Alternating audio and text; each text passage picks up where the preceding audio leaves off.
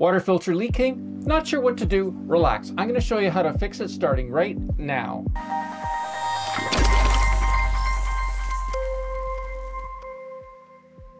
Hi, I'm Gary the Water Guy, and I simplify water filtration to help you conquer crappy water for your family. Now, there's 7 potential reasons why your filter housing's leaking. I'm going to explain to you how you can figure out where it's leaking from, how to fix it, and how to make sure it never happens again. Every filter housing has an O-ring that creates the seal between the filter housing and the cap.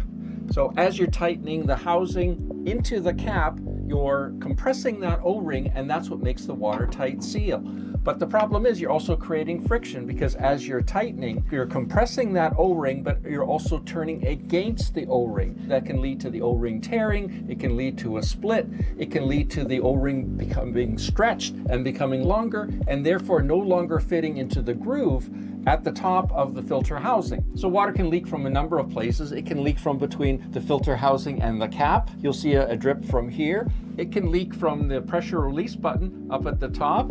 It can release from the fittings at either end. But where is your filter housing leaking from? Well, it's simple to find out. All you need to do is shut off the water going into the filter housing, shut off the water leaving the filter housing, clean it up, and dry it really well. Once you've dried it, then turn the water on going into the filter housing, but leave it off coming out of the filter housing, and check it out. And check out where you can see it. Now, you may have to give it some time. If it's a very slow leak, it may not appear right away. You can put a piece of paper underneath to see where the water drips onto. So the most obvious reason that it's leaking is that the filter housing itself just isn't tight enough into the cap. So all you need to do for that is, again, turn off the water going into the system, open up the faucet downstream, and then anywhere downstream, open up a faucet in the house and let the water run until it flows right down to a trickle. So what you're doing now is you're releasing all the pressure inside this filter housing. Then close that, take your filter housing wrench, and just tighten it up. And like I always say, righty-tighty, lefty-loosey, so give it to the right and make sure that it's good and tight.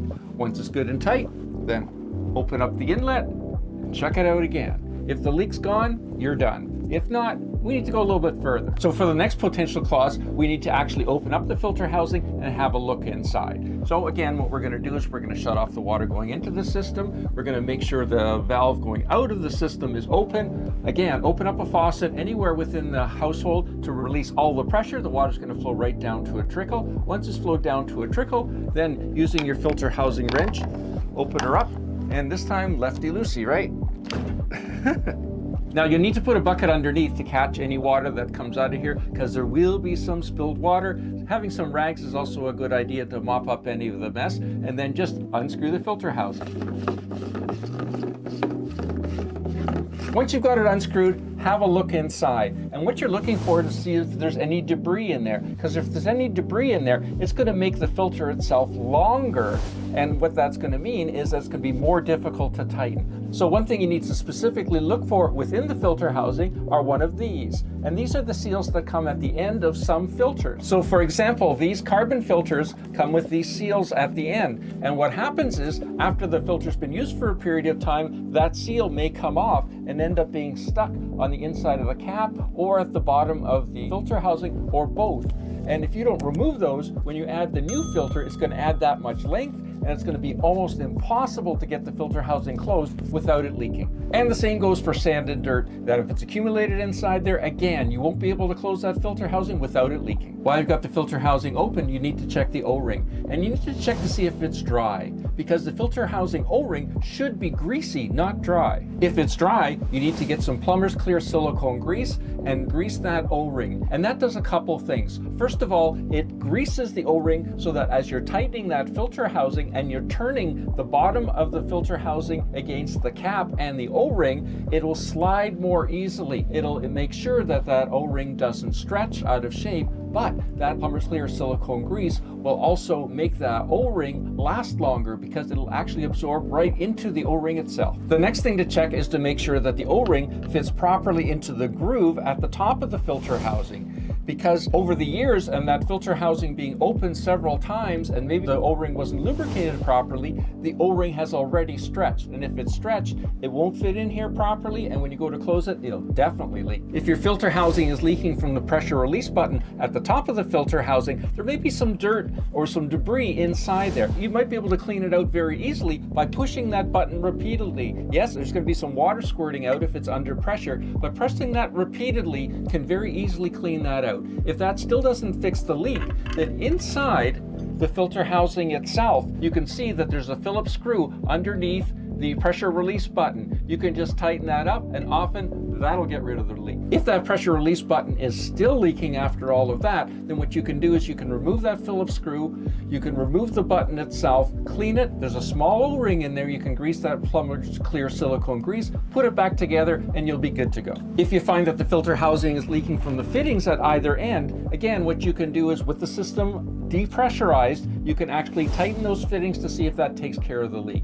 If it doesn't, then what you'll need to do is you'll need to unscrew those fittings, and then you're going to need to clean up the threads, put Teflon tape on there. I suggest at least 3 or 4 turns, and some pipe dope on there, and then rethread it and tighten it up. So sometimes due to poor handling practices, the end of the filter housing itself can become damaged. I've done it myself. I've been banging on something to get a filter that's totally clogged with sand out of the filter housing. When I go to put it back together, it leaks. Well, in that case, you need to replace the whole filter housing. Now, if that's the case, I definitely suggest you replace it with one of these. So this is the 3-piece filter housing, and the big benefit of one of these is that to tighten the filter housing and to make sure it doesn't leak, you just tighten this collar.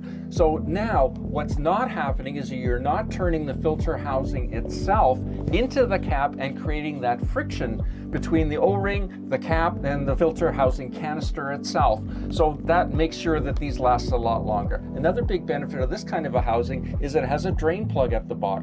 So all you do is when it comes time to change the filter, you remove that drain plug, it drains the water out of here, makes it a lot lighter and a lot easier to do the maintenance. And these days with PEX pipe and quick connect fittings like SharkBite fittings, it's easier to change these filter housings than ever before. And if that's the route you need to go, I definitely suggest you check out my video. I'll put a link in the description down below. And if you're looking for more information about these great Viqua 3-piece filter housings, you can go to our websites, either waterestore.com in the US, waterestore.ca in Canada. We offer free shipping and discount pricing. And I've got a great YouTube video that shows you exactly how to install these filter housings. I'll put a link in the description down below. So what preventative maintenance do you need to make sure that this filter housing never leaks? 1, you need to make sure you replace the filter once a year. 2, you need to make sure that you clean out all surfaces inside and outside of the filter housing itself, and make sure you check for those O-rings inside. And 3, make sure that you grease that O-ring with plumber's clear silicone grease. For your next video on water filtration, click up here and I'll see you there. Any questions or comments? Add them down below.